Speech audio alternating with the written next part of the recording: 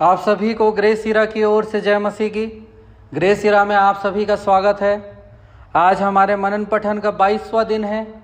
मैं आप सभी को धन्यवाद देता हूं, साथ ही साथ परमेश्वर पिता को भी धन्यवाद देता हूं कि उन्होंने हमारी अभी तक सहायता और मदद करी है मनन और पठन में, प्रार्थना और निवेदन में और बाकी सारे कामों में। हमने नए नियम का एक बहुत बड़ा पड़ाव हमने पार कर दिया है। सिर्फ 400 समाचार को छोड़ के जितनी सारी पुस्तकें हमारे पास हैं, 27 पुस्तकों में से 23 पुस्तकों को हमने पठन कर लिया है। अब सिर्फ वो 400 समाचार बचे हुए हैं। कल हमने पुराने नियम के दूसरे राजा की पुस्तक अध्याय 4 से 20 तक के भाग को देखा था और नए नियम के प्रकाशित वाक्य की पुस्तक का बचा हुआ अध्याय यानी अध्याय 12 से अध्याय 22 तक के भाग को देखा था। आज इसी के आगे हम बढ़ने जा रहे हैं। आज हम पुराने नियम में से 2 पुस्तकों को और नए नियम में से 4 पुस्तकों को यानी कुल 6 पुस्तकों के बारे में देखेंगे। पुराना नियम में आज जिस पुस्तक को हमको पढ़ना है उन 2 पुस्तकों में से पहली पुस्तक है दूसरा राजा की पुस्तक और दूसरी पुस्तक है पहले इतिहास की पुस्तक। पुराने नियम में दूसरे राजा की पुस्तक का जो आज भाग हमको पढ़ना है वह है अध्याय 21 से अध्याय 25 तक। अध्याय 21 को जब हम पढ़ते हैं उसमें यहूदा राज्य के हिजकिय्याह राजा से होशिय्याह राजा तक के बचे हुए भाग को हम देखते हैं। कल जहां हमने समाप्त किया था उसी के आगे का भाग अध्याय 22 से अध्याय 24 तक जब हम पढ़ते हैं योशिय्याह का राज्य और यहूदा के अंतिम राजा के विषय में हम वर्णन पाते हैं। अध्याय 25 जब हम पढ़ते हैं उसमें यरूशलेम के पतन के विषय में बातें कही गई है और इसी के साथ दूसरा राजा की पुस्तक समाप्त हो जाती है। आज के पुराने नियम के पठन का दूसरा जो पुस्तक है पहले इतिहास की पुस्तक। पहले इतिहास की पुस्तक बाइबल की 13वीं पुस्तक है। इतिहास की पुस्तकों में मुख्यतः शामुएल और राजाओं की पुस्तक में वर्णित घटनाओं का पुनर्विवरण है, परंतु यह विवरण एक भिन्न दृष्टिकोण से है। इतिहास की पुस्तकों में इजरायली राजाओं के इतिहास का वर्णन 2 मुख्य उद्देश्य से किया गया है।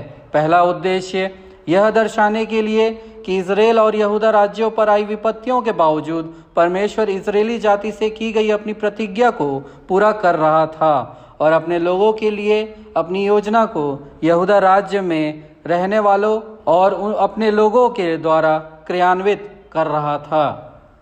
दूसरा उद्देश्य यह चित्रित करने के लिए कि यरूशलेम के मंदिर में परमेश्वर की आराधना का आरंभ कैसे हुआ और विशेष करके यह कि याजकों और लेवियों की व्यवस्था कैसी है जिनके द्वारा आराधना का कार्य किया जाता था।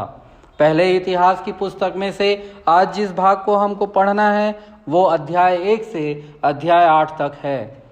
अध्याय 1 से अध्याय 8 तक जब हम पढ़ते हैं उसमें वंशावलियों और कई सूचियों का मुख्य भाग पाया जाता है। इसी के साथ हमने पुराने नियम का आज का भाग समाप्त कर लिया है।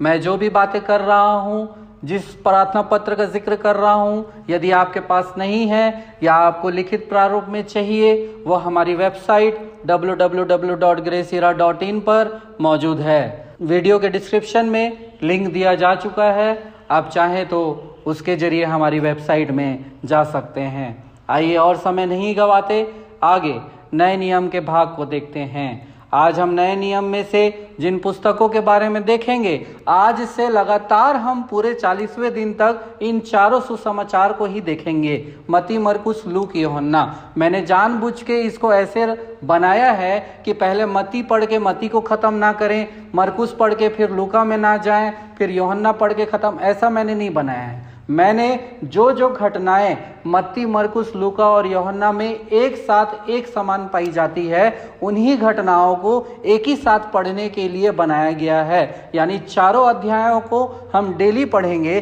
4 सुसमाचार को हम डेली पढ़ेंगे, रोज पढ़ेंगे, लेकिन उन्हीं घटनाओं का जो 4 अध्यायों में एक समान एक ही समय में पाया जाता है। आइए 4 सुसमाचार का विवरण आज एक साथ नहीं देखते, आज हम सिर्फ मत्ती रचित सुसमाचार का विवरण देख लेते हैं। कल के आगे 3 दिनों तक हम बाकी 3 सुसमाचार का विवरण देख लेंगे। मत्ती रचित सुसमाचार मत्ती रचित सुसमाचार बाइबल की 40वीं और नए नियम की पहली पुस्तक है। मत्ती रचित सुसमाचार यह शुभ संदेश देता है कि यीशु मसीह ही वह उद्धार करता है जिसके आने की भविष्यवाणी की गई थी। परमेश्वर ने पुराने नियम में हजारों साल पहले अपने लोगों से की गई वाचा को उसी उद्धारकर्ता द्वारा पूरा किया।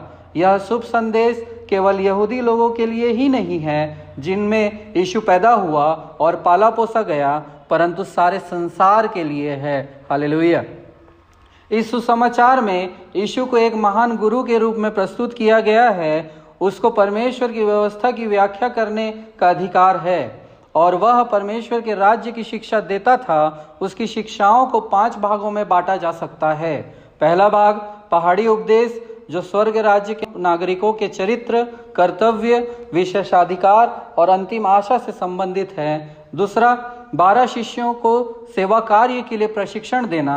तीसरा स्वर्ग के राज्य से संबंधित दृष्टांत। चौथा शिष्यता से संबंधित शिक्षाएं। पांचवा स्वर्ग राज्य के आगमन और वर्तमान युग के अंत से संबंधित शिक्षाएं। आज जो हम पढ़ने जा रहे हैं मत्ती रचित सुसमाचार का अध्याय 1, लूका रचित सुसमाचार का अध्याय 1 अध्याय 2 का 1 पद से 38 पद, यूहन्ना रचित सुसमाचार का अध्याय 1 का 1 पद से 14 पद तक, जिसमें हम यीशु के संबंधित जन्म का विवरण पाते हैं। जन्म के पहले की घटनाओं का विवरण, जन्म का विवरण, वंशावली का विवरण, परमेश्वर का वचन देहधारी हुआ इसका विवरण। इसी के साथ हमने पठन के आज के भाग का छोटा सा विवरण देख लिया है। आइए एक छोटी सी प्रार्थना अपने प्रार्थना पत्र के अनुसार करें। पवित्र जीवित सामर्थ्य अनुग्रहकारी परमेश्वर पिता, आपके चरणों के निकट आते हैं। प्रभु जी, आपको आज के दिन के लिए, आज के समय के लिए धन्यवाद देते हैं। आपने अभी तक संभाला, बचाया, आपने ये संगति बरकरार रखा, लोगों को हमारे साथ जुड़े रखा और हम एक साथ परमेश्वर आपके पठन मनन में आगे बढ़ रहे हैं। हम धन्यवाद देते हैं। प्रार्थना करता हूँ परमेश्वर, कलीसिया में दान भेंट और दशमांश के लिए मन खुल जाए, उसके लिए प्रार्थना करते हैं। प्रभु, कलीसिया में लोग एक दूसरे की सहायता करें, उसके लिए हम प्रार्थना करते हैं। परमेश्वर पिता, प्रार्थना करते हैं परमेश्वर कि हम व्यक्तिगत जीवन में आत्मिक दान वरदानों से भर जाएं। प्रभु, प्रार्थना करता हूं परमेश्वर, छत्तीसगढ़ के बालोद जिला और उत्तर प्रदेश राज्य के लिए परमेश्वर, इन दोनों जगहों में एक बहुत बड़ी बेदारी, एक बहुत बड़ा आपका काम, खासकर चंगाई का काम, खासकर उद्धार का काम होने पाए। प्रभु, यीशु के लहू में इन दोनों जगह को हम ढांप देते हैं। प्रार्थना करते हैं परमेश्वर, उत्तर प्रदेश में विशेषकर होने पाए प्रभु कि आपके लोग खड़े होने पाए। परमेश्वर, उस गढ़ में प्रभु मसीही झंडा, मसीही पताका फहरने पाए। हर एक बातों में प्रभु आदर, महिमा, इज्जत, गौरव, जलाल आपको देते हैं। प्रार्थना यीशु के नाम से मांगते हैं, सुनिए और कबूल कीजिए। सबों को जय मसीह की। आशा करता हूँ आप आनंदित होंगे। मैं बहुत ही ज़्यादा आनंदित हूँ। हम पठन और मनन में ऐसे ही आगे बढ़ेंगे और अपने रिश्ते को पठन और मनन और प्रार्थना के द्वारा और भी मजबूत करेंगे। कल मिलते हैं आगे के भागों के साथ। धन्यवाद।